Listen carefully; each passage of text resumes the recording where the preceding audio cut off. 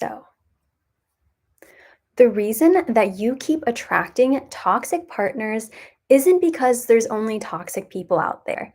While it is true, there are a lot of people that don't have good relationship skills, are emotionally unavailable. It's not because that's not the reason that you're attracting the toxic people. Had to pause there. Had to make sure we were live and good on both screens, and we are, so we can keep going.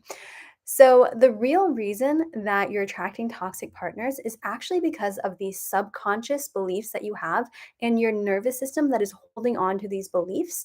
And really, it's the dysregulation of your nervous system. So, your nervous system is designed and set up to keep you safe.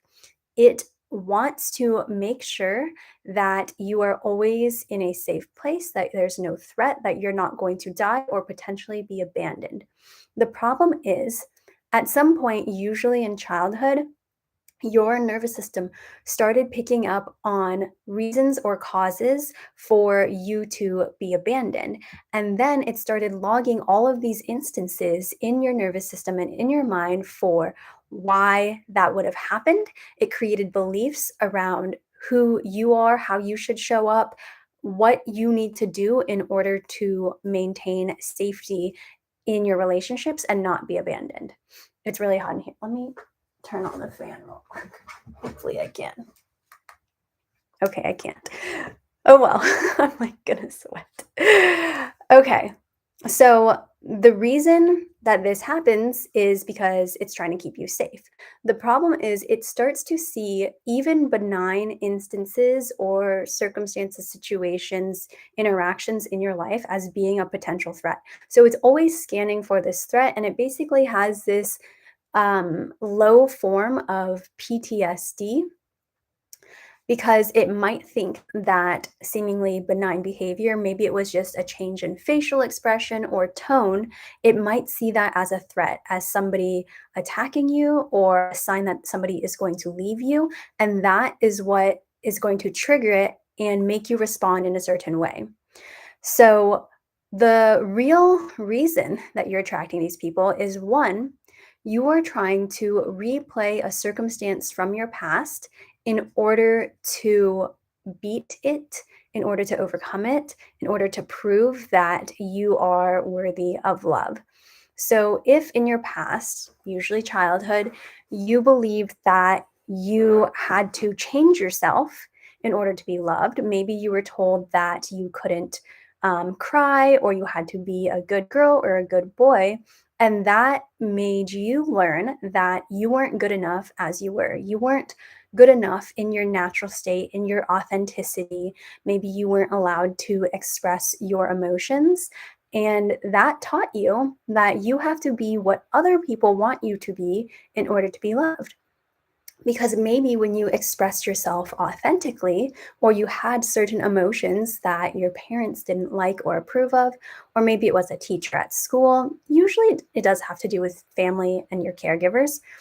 But if they withheld their love because of the way that you were showing up, or they got mad at you or punished you, and I'm not saying that punishment is always bad, um, but we as children are very egocentric. And so we're going to learn and believe that any type of punishment is abandonment. And the whole point of punishment is to teach your children how to behave. However, in a child's mind, in your mind, as the child version of you, you saw that as being a rejection of yourself, a form of abandonment. And so the spectrum of the way that your parent reacted or behaved or treated you can be wide. It could be that they were simply, let's say, putting you in timeout for a little bit, or they actually withdrew their love. They didn't talk to you for hours or days on end. And that taught you to never do that behavior again, never show up as your authentic self, but also that you had to mold yourself and be something that other people want you to be in order to be loved and in order to not be abandoned. And so now, as an adult, your nervous system is always scanning for people potentially leaving you, and it's trying to adjust to keep you safe. So this can show up in two forms. This can show up typically as either somebody who becomes more avoidant, shuts down, is afraid of intimacy, is afraid of connection or vulnerability because that was a threat to them. Either one, because other people's emotions were more important to them as a child, or because when somebody gets close, that means that they can leave, and that's scary. And so they have to protect themselves and never even put themselves in a situation where they could be abandoned again. The other spectrum, or the other side of that spectrum, is that a person becomes more anxious, more codependent. They fear this abandonment so much that they cling on to other people, and they always try to mold and adjust themselves to be however they think the other person wants them to be. And so they allow their boundaries to be crossed. Maybe they don't even have boundaries. They don't know their boundaries. They don't speak up for their needs. Because if they do, then the other person, if they don't like those boundaries or like those needs and want to address them for you, then that means potential abandonment. And so everything that we do when we're running from this subconscious state, when we're running through our nervous system, is to avoid this sense of abandonment. And so your nervous system and the subconscious beliefs that you have are the real reason why you keep attracting toxic people, because you are trying to stay in what is familiar.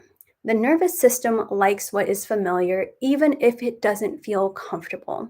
So if we are used to a chaotic environment, if we are used to feeling like we have to earn love, that is more normal to our nervous system.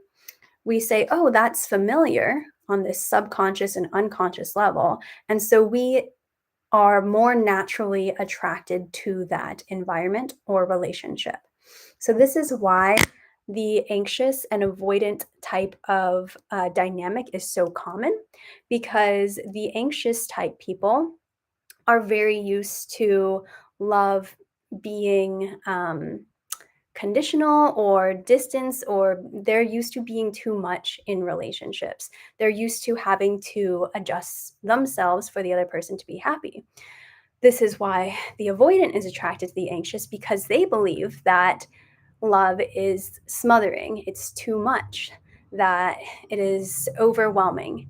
And so they're used to this dynamic of push and pull from both sides. But at the same time, the nervous system is also trying to prove this belief wrong, to finally prove that we are enough and we are worthy of love. But the problem is, it's doing that in the wrong circumstance, because it's putting us back into a situation in which we already know, because it's familiar, which means it's safe, that we will be rejected or abandoned.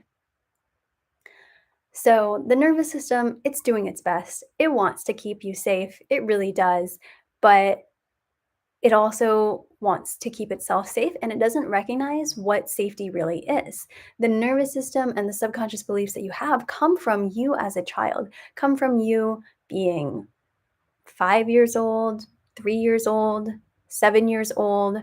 And that version of you, that child version of you, is essentially running your life and making your decisions. It's saying, oh, this feels familiar. I know this, so that feels safe. And it also believes that love has to be earned, or that love is overwhelming. And so I'm going to stick with this because I know how to handle this. I know what it's like when another person creates distance. I know what it's like when another person is just always seemingly criticizing me. That feels normal and safe to me. And so that's why you will be attracted and drawn to the toxic people, because you're trying to replay the same story, and you're also trying to prove that you are worthy and that you can actually finally win, finally beat the story, finally not be left or abandoned. Now, the problem with your nervous system and nervous system dysregulation is that this is going to create a lot of problems in your relationships as well.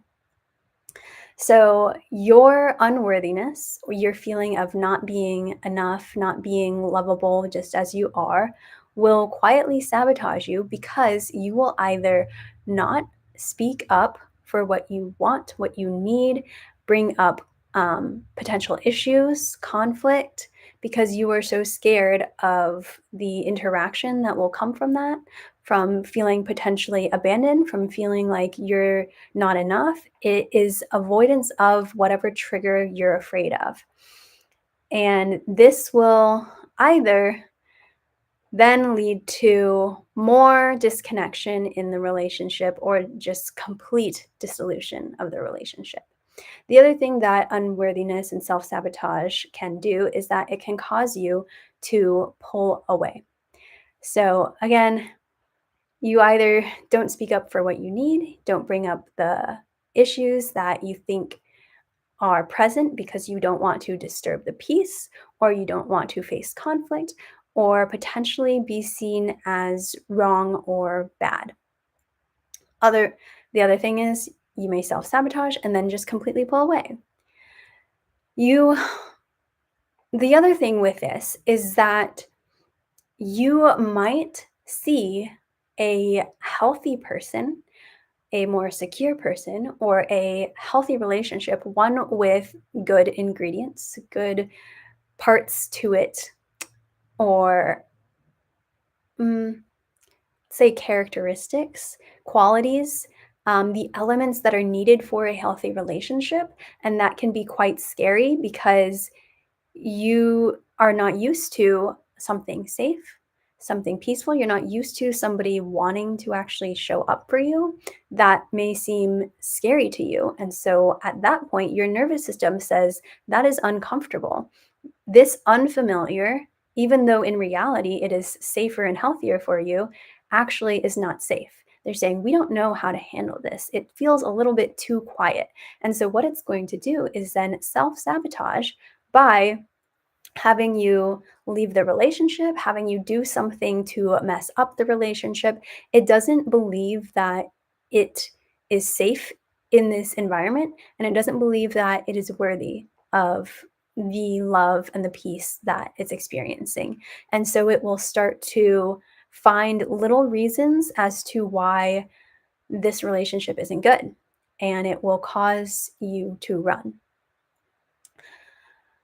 Next, the problem with a dysregulated nervous system is that it impairs your ability to think clearly and make good choices because you're running from your more mammalian brain, your more animalistic, instinctual brain, the one that is, again, just trying to keep you safe. It's the limbic system and the amygdala within the limbic system that is scanning for danger, and trying to keep you safe. And so when you're in this state of fight or flight or other types of sympathetic activation, you can't make good choices. You're only responding from a more physical part of you.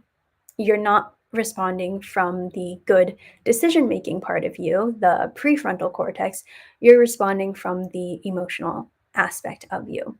So you can't think and make good, healthy, rational decisions when your nervous system is dysregulated. And if you tend to attract toxic partners, you very likely have a dysregulated nervous system. And you've probably had that since you were a kid, and it may have even gotten worse from being in these unhealthy relationships.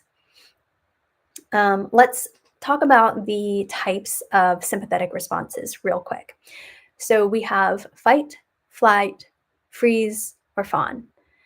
Fight is how that might show up in a relationship is that you get defensive. You want to fight. You want to be highly conflictual. I don't even know if that's a word, but that's the word that was coming to mind.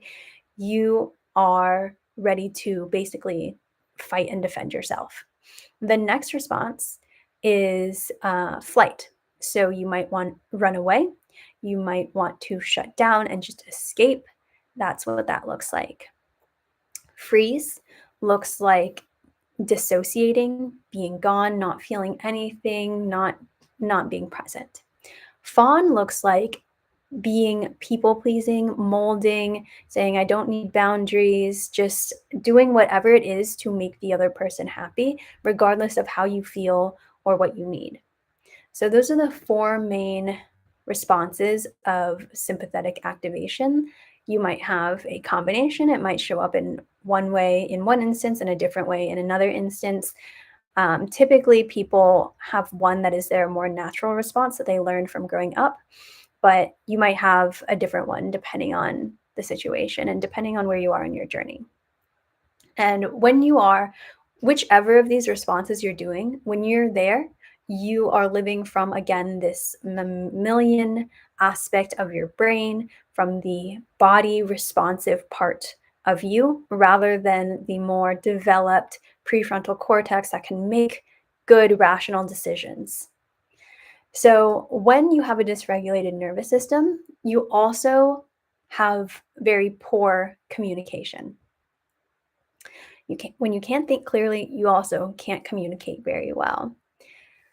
What this might look like, and I kind of mentioned this earlier, is that you might not communicate at all because you're afraid to bring up what you need or want.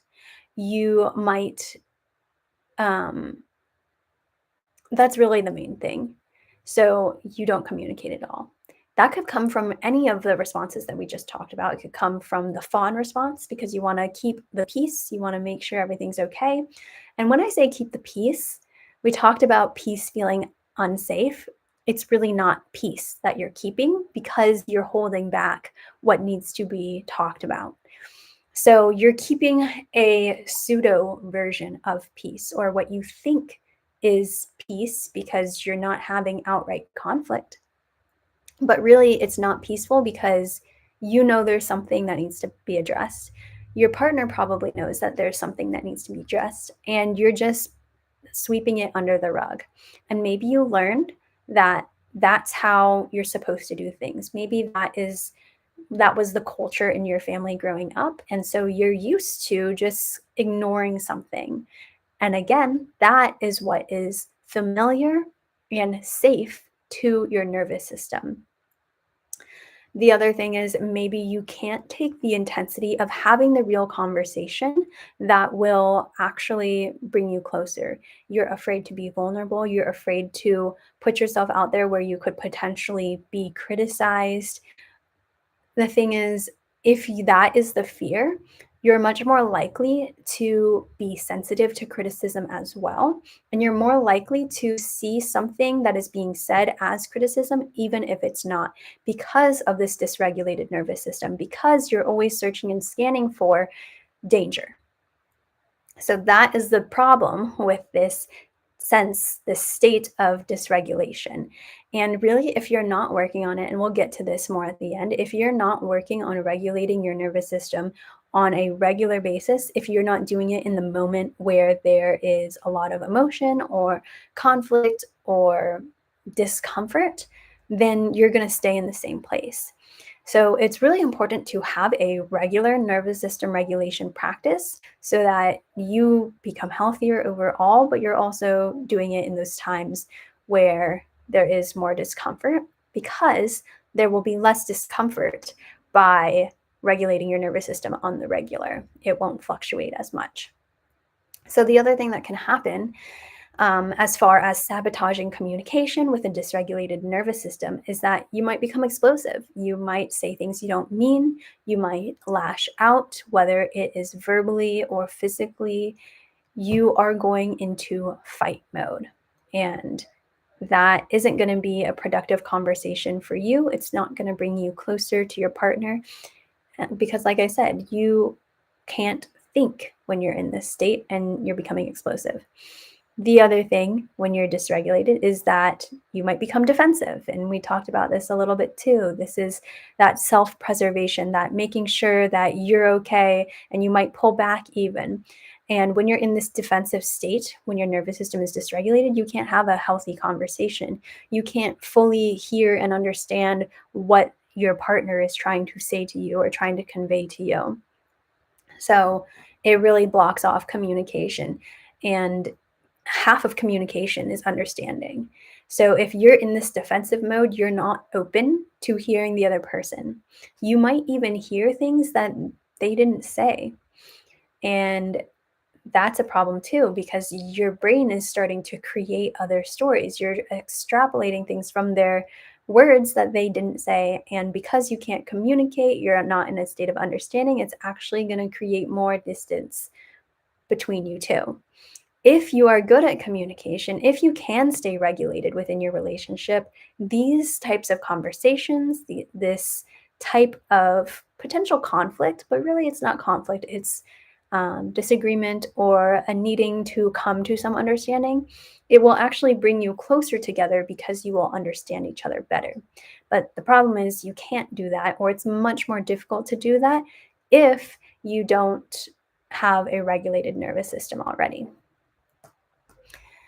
Ultimately, this will hurt the relationship. Not being able to communicate, not being able to understand is a big part of the dysregulated nervous system as well. If somebody is yelling at me, getting loud, getting angry, I literally feel in my body, I feel more tense, I feel on edge. It's harder for me to think, it's harder for me to process. And I go into more of that fawn mode or even shutdown. Not so much full shutdown. I would say more fawn of just like, I don't know how to respond. I can't think. There's no way to have a proper conversation at this point, and it's very difficult to reach understanding then. So, also, when you don't have a regulated nervous system, when you don't know how to have healthy conflict, you're also unable to repair. And the real impact on a healthy relationship, or the real sign of a healthy relationship, is your ability to repair with your partner. So, even if there are areas of conflict, that conflict should reach a place of understanding and ultimately repair. Part of repair is creating a new plan for how you're going to face this in the future or how you're going to prevent it from happening in the future. And making sure that you both feel heard, seen, and understood. And if you don't have this repair, then it is going to lead to a breakdown of the relationship. And if you're dysregulated, if you have a dysregulated nervous system, it's going to be difficult to repair because you're both in this state of sympathetic activation, whatever your response is. And that dysregulation in your nervous system could also be the reason that you don't attempt repair, or you want to repair, but you stay quiet. You might feel afraid that it's going to create more conflict, or you might not know how to approach it with your partner. And that is also, again, going to lead to a breakdown of the relationship. So, for all of these reasons, your attraction to toxic partners is because of this dysregulated nervous system, is because of these subconscious beliefs and stories that you have about yourself, about love, about life. And this keeps you in those toxic relationships. It can create more toxicity too because you don't know how to respond. You act out of reaction rather than response. You don't seek clarity, understanding, closeness, connection, repair. And this also, as I alluded to and mentioned a little bit before, is that it can make a healthy person or a more secure person, somebody that really does show up for you, seem not healthy because you're not used to somebody that shows up. You're not used to somebody that isn't abandoning you in some way. You're not used to that. And so it feels unsafe. And it can easily turn from a healthy, secure relationship to an insecure relationship if you're getting to this point of having a lot of nervous system dysregulation. If you don't know how to regulate yourself, if you don't know how to stay regulated when there is intimacy, vulnerability, conflict, because conflict in itself is inherently a vulnerable thing to do. It is a vulnerable place to be because you have to share your perspective, you have to share your feelings, you have to be clear about where you're standing. And so that is potentially a very scary place for a lot of people. So if you're not regulated within yourself, it can easily lead to more of a insecure or unhealthy relationship, even with a more healthy partner. And you will even create conflict in order to create the emotional highs and lows that you're looking for, you will just start self sabotaging with somebody that is healthy and secure. So it's really important that you become emotionally resilient. And like I talked about, this means regulating your nervous system. This will help you think more clearly. This will help you not hit those intense states of fear, the dysregulation, and you'll be able to respond more rather than react. So, in order to reach a more regulated nervous system so that you can have healthier relationships and stop attracting the toxic people and the toxic relationships, is that you create some structure and systems in your life. So, this might mean telling yourself that you are going to start practicing a pause before responding, taking deep breaths, asking for a break, creating a structure within your relationship where you can ask for a break at any point, creating structures around when you might talk or how you're going to address a certain type of conversation within your relationship.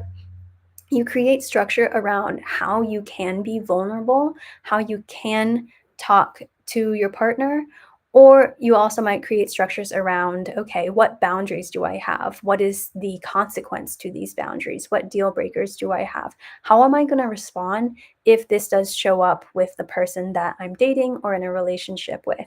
And by having these structures and systems, you're going to build trust with yourself and you're going to feel more regulated because you have a game plan that you know is going to keep you safe, and you're not just going to fall victim to or go with whatever your nervous system is going to try to tell you. The other thing that you can and should do is have some deep reflection. What wounds are really coming up when you feel like you're in this dysregulated place? What is it telling you? Is it telling you that it's unsafe to be here? And why does it feel unsafe? Is it telling you that you can't trust the other person? And does that mean that you really can't trust them? Or do you not trust yourself? Do you not trust yourself to respond to their actions or behaviors in a way that is healthy for you? What wound is being triggered? So, those are the things that you really need to reflect on, and you can start having breakthroughs with that. And when you have those breakthroughs, you actually feel more regulated in your day to day because you've reached a place of better understanding within yourself. Next, you definitely want to practice nervous system regulation techniques. So, this is anything from deep breathing, meditation practices, tapping. There's so many ways that you can regulate your nervous system. And this is what I teach my clients. We have a lot of tools. I also have tools in my no contact survival guide. You can get that for free. Probably won't be free for a whole lot longer. So, I definitely recommend picking that up. But practicing nervous system regulation on a regular basis is going to help you in the long term. And then lastly, you really want to work through these core beliefs keeping you stuck. So this was kind of what I talked about when I talked about reflection, but really figuring out, okay, do I believe that love has to be earned? In what circumstances is this belief or thought process coming up for me? And how can I work through it? This is so much of what I do with my clients, and it has huge impacts. This is how I went from anxious to secure. This is how I've helped other people and my clients become way more secure in themselves, know what they want, stop going back to toxic partners, stop longing for toxic partners, finally being able to let them go, and being really ready to bring that healthy relationship into their life. And when you work through these beliefs and get very clear on what it is that you want, how you want to show up, putting in those systems and structures, yet also trusting yourself, that is when you become a match for the partner that you desire. You stop attracting the emotionally unavailable partners, the ones that don't know how to show up for you, and you start attracting the ones that really can. And overall, you feel happier with yourself, you feel more confident, you feel more empowered, and that's when everything falls into place for you. And you also know that even if something does throw a curveball at you, you know that you'll be able to handle it. So if you are still obsessed with your toxic ex, you can't stop thinking about them. Maybe you went through a recent breakup, or maybe the breakup was a year ago or more, but you still can't get them out of your head, I do have a special pilot cohort. This is my first time doing it. You can be a founding member.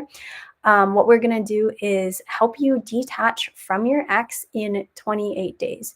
So you're going to go from obsessed with your ex to finally feeling free, confident, happy, getting your life back, finally being able to sleep again, being able to focus on work, spend time with friends and family, and actually have fun again. That's all happening. It only takes 4 weeks, and I'm super excited about it. So, if you want to join that, the link is going to be down in the description as well as it's on my page too. And if you have any questions, feel free to message me about that. And I would love to see you and work with you. If you're ready to just dive into one on one coaching, we can absolutely do that as well and really accelerate your progress so that you stop attracting the toxic ones and you're ready for the healthy partner and you don't self sabotage when you finally do get them. Thank you all so much for joining me. I will see you next week and have a great one. Of course, everybody's here now at the